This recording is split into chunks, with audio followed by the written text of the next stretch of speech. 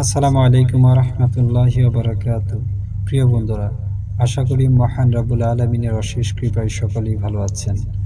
আজকে এমন একটি আমল সম্পর্কে জানব, যে আমলটি ফজরের নামাজ আদায় করার পর একবার পাঠ করলে মহান আল্লাহ তাআলা ওই বান্দাকে 500 কোটি টাকার মালিক বানিয়ে দিবেন ইনশাআল্লাহ।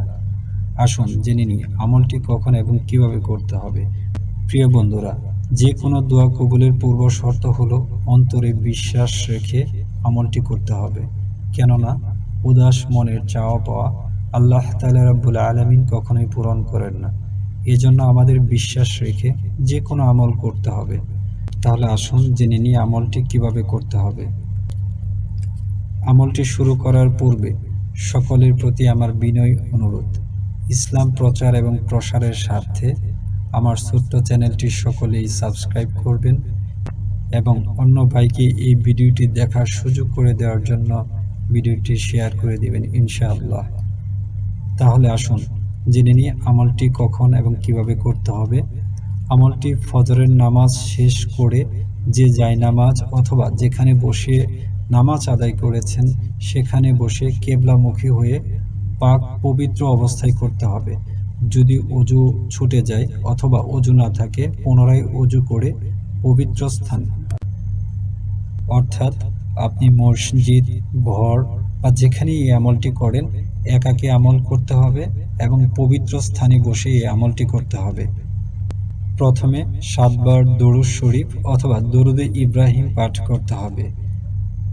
দরুদে ইব্রাহিম পাঠ করার পর সূরা হাশরের প্রথম আয়াত আউযু বিল্লাহি,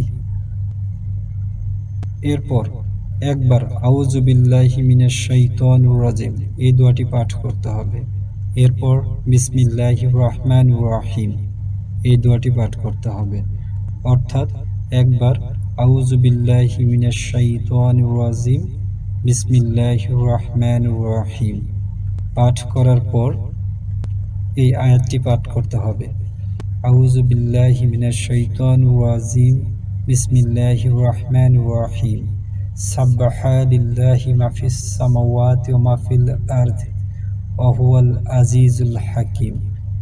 এটা কষ্ট করে 500 বার পাঠ করতে হবে ইনশাআল্লাহ। 500 বার পাঠ করার পর আপনি মনে মনে যেটা বলবেন, পরিপূর্ণ ইখলাস ও বিশ্বাসের সাথে আমলটি করা শেষ হয়ে গেলে ইনশাআল্লাহ দেখতে পাবেন মহান আল্লাহ তাআলা গায়বের মাধ্যমে 500 কোটি টাকার সমমূল্যের কিছু পেয়ে যাবেন ইনশাআল্লাহ।